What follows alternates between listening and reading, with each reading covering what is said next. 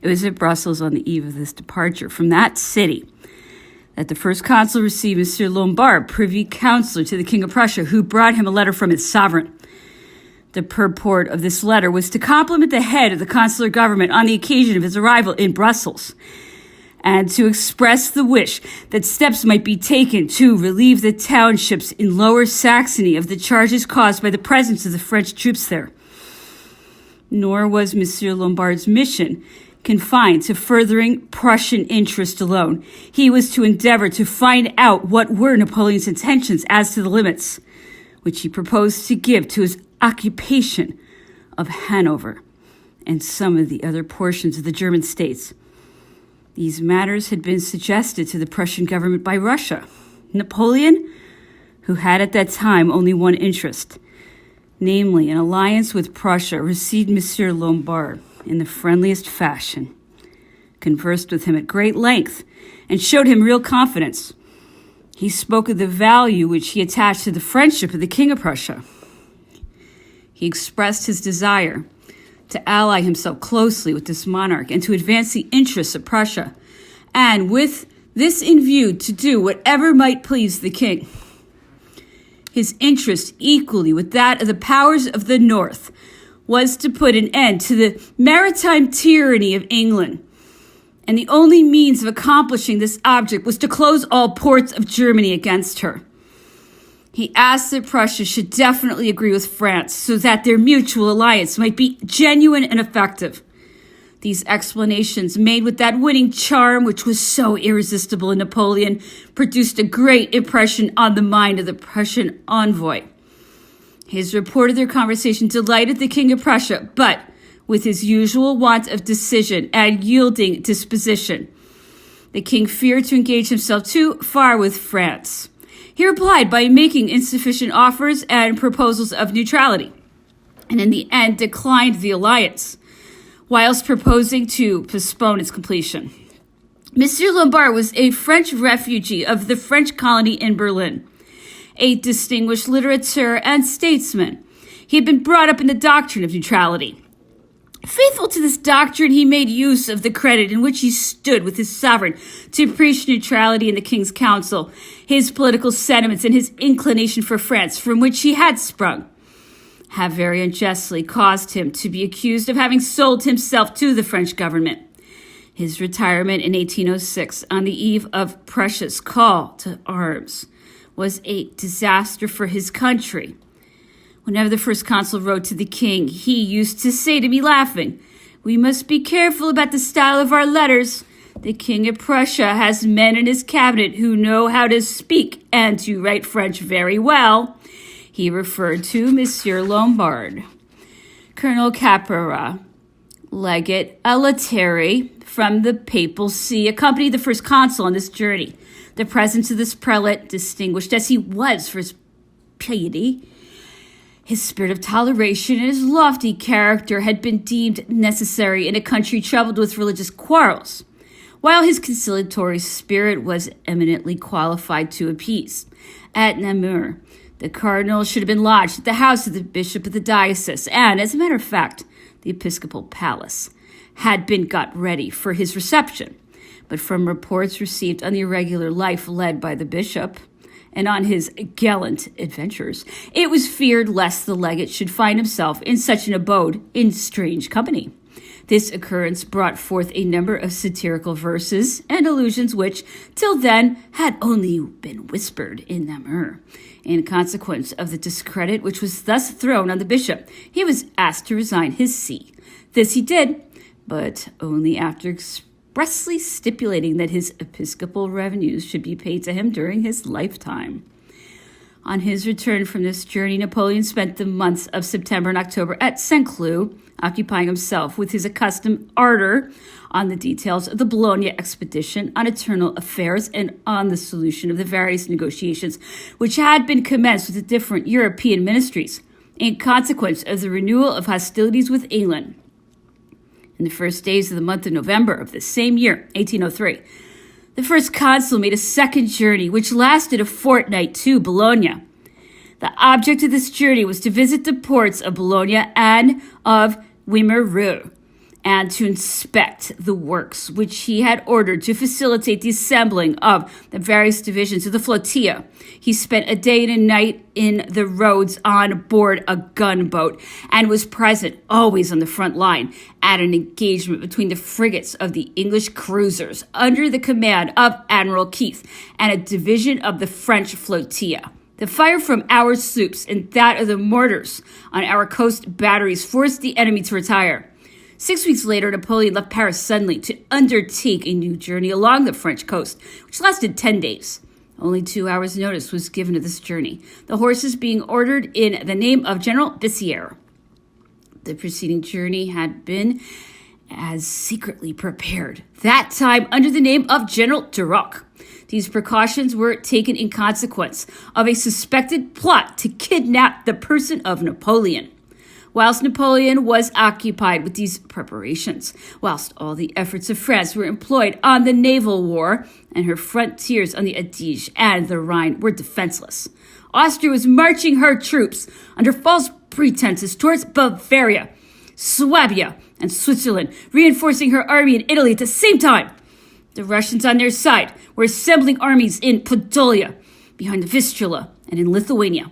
Camps were being formed in Livonia, ready to descend on Pomerania, to act in concert with the Swedes and the English.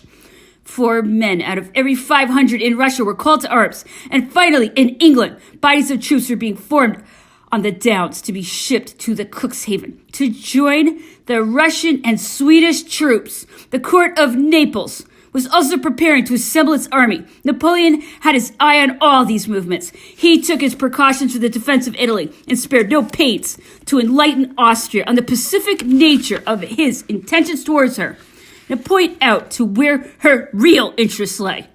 Marshal Mortier, having assured the submission of Hanover, returned to Paris, where he was appointed one of the 4 generals of the guards. He was replaced in the command of the army in Hanover by General Bernadotte. During the first consul's absence, his sister Pauline, widow of General Leclerc, who had died at San Domingo in 1802, married Prince Camille Borghese, a member of one of the most illustrious and richest families in Rome.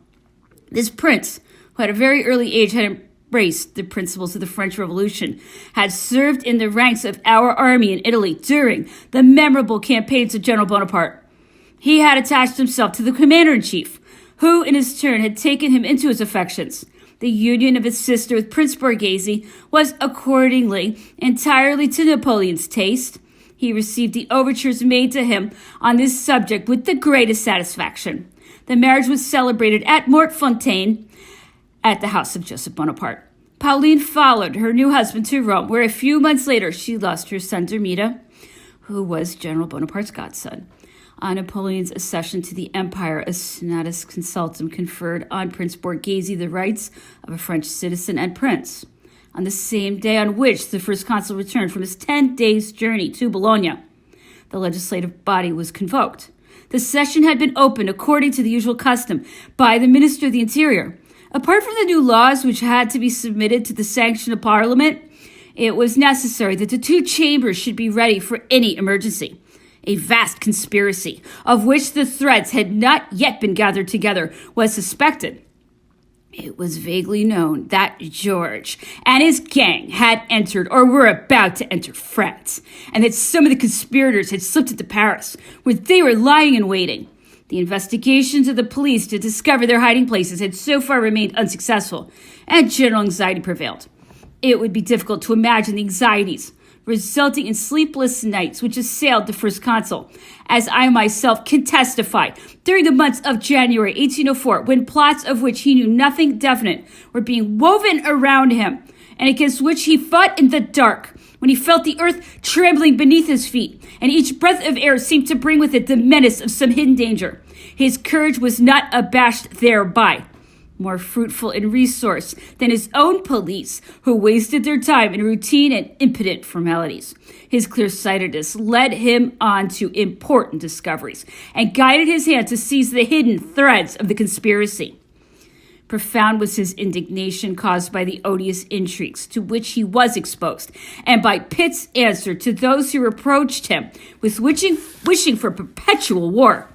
We do not want it eternal, but only for a lifetime. A perpetual mental strain seemed from that time forward to disturb the calm and serenity of Napoleon's mind, without, however, changing the kindliness of his nature, if such an expression may be made use of without exaggeration. It was not that he feared for his personal safety. In this respect, he possessed an optimism which nothing could shake, and every open or secret precaution was repugnant to him, for he believed in his star and abandoned himself to his fate with entire confidence. But I had opportunities for noticing that the vexation which he felt used to manifest itself in outbursts of anger, not indeed when in his family, but before witnesses, where such outbursts were not wasted. It was always in public that his displeasure burst out, usually in the form of reprimands, which were often severe, but which were always limited to words. He thought that these scenes were necessary to keep vigilance awake and to stimulate a zeal which had to increase with the difficulties of the circumstances. The plots which were brewed in the interior of France were favored on our frontiers by the machinations concerted between the English ministers and the French princes who were in refuge in London. The instigators of these conspiracies were the English ambassadors to the smaller courts, Sir Francis Drake at Munich, and Spencer Smith, brother to the admiral of that name, at Stuttgart. Wickham, the English agent, had returned to Bern, where he was playing anew the part of corrupter, which in 1795, 1796, and 1797 he had played towards Pichegru. Taylor was playing the same part at Kassel, a man whose extreme opinions under the Reign of Terror had brought him into suspicion with the government. Méneval de la Touche was his name, made good his escape from Oloron, to which he had been banished to England, passing by Guernsey. He passed himself off as Lord Hawkesbury, the minister, and the exiles who formed the council of the Comte d'Artois as the envoy of the Republican malcontents in Paris, and professed to be anxious to atone for former errors by serving the Bourbons and working towards the overthrow of the first consul. He won the confidence both of Lord Hawkesbury and the exiles, and was sent on to Sir Francis Drake in Munich as charged with the execution of a great conspiracy against France.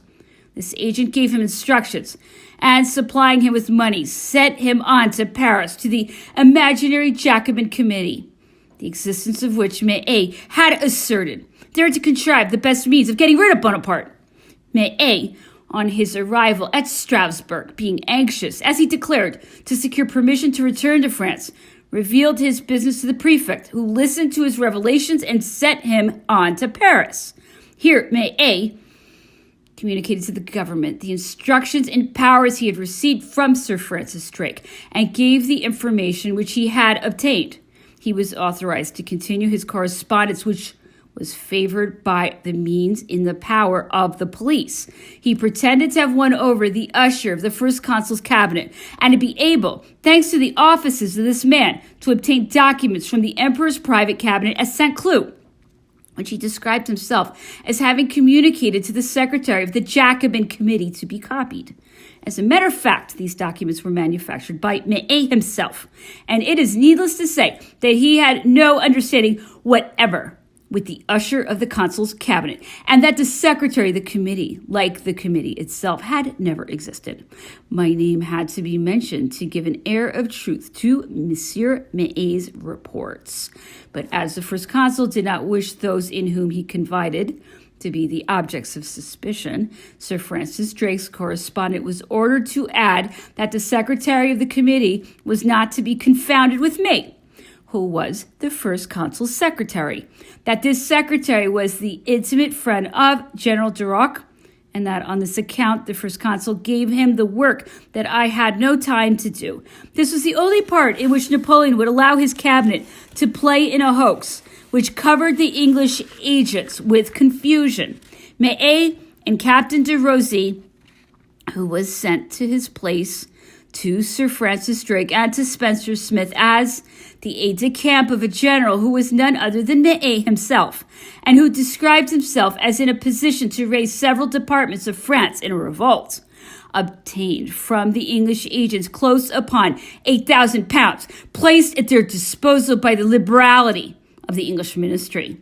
The French government communicated to the members of the diplomatic corps in residence in Paris the various documents forming the correspondence between Meneval and de Rosy, and the agents in this work of corruption.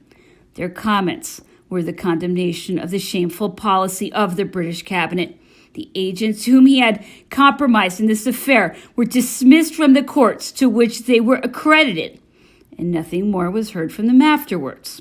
2 months later, another English agent at Hamburg, Rumbold, continued the maneuvers of his colleagues, but taking a lesson from their disgrace, acted with greater circumspection. During one night in the month of October 1804, he was seized and removed, together with all his papers, by a detachment of French soldiers. Brought on to Paris, his papers were examined, but this examination led to no discovery. The intervention of the King of Prussia, as director of the Lower Saxony Circle, restored him to liberty. A confidential and friendly exchange of letters passed on this occasion between the First Consul and the King of Prussia, and it is to be regretted that the letters of the King of Prussia were lost, with the original letters of various sovereigns, which have disappeared from the imperial archives. A publication which appeared at this time showed the attempts which have been previously made by the princes of the House of Bourbon to establish communications with certain members of the French army and with residents in the interior of France and exile, Monsieur de Montgaillard, who had been in the confidence of the French princes and had been charged by them to negotiate with Pichegru and Moreau, came to offer the consular government some very curious revelations on this subject. He was commissioned to write a book showing all the circumstances of Pichegru's treachery and revealing all the plots which had been set on foot, either with or without the cooperation of the French princes, by the English government. Monsieur de Montgaillard sent in to the First Consul a series of manuscripts, one of which was a memorandum on Pichegru's treachery in the years 3, 4, and 5. With the text of the secret correspondence, the explanation of the ciphers used, and the key to the names. Another of his manuscripts was entitled Secret Memoirs of Monsieur J.G. de Montgaillard during the years of his exile. These 2 manuscripts, in which the author confessed that he had played a double part, contained some curious revelations on the intrigues of the exiled princes and of the English agents, and on the illusions of their nomad little court. The First Consul, whose duty it was, as the head of a government, to lend his ear to traitors and to turn the scandal of their revelations to profit, ordered that these manuscripts should be printed and published. The peculiar details which they contained, some well-drawn portraits, amongst others the portrait of the Pretender, helped to enlighten the public mind, and if they did little credit to the author's sense of honor, at least they testified to his intelligence. I was commissioned to correspond with Monsieur de Montgaillard, to pay over to him the sums which Napoleon allotted to him. During the time that I was in relations with this person, I received from him numerous manuscripts, of which some were printed, such as those which related to the foundation of a 4th dynasty, to the reestablishment of the kingdom of Italy under the Emperor Napoleon, to the rights of the French crown under the Duchy of Rome, and so on.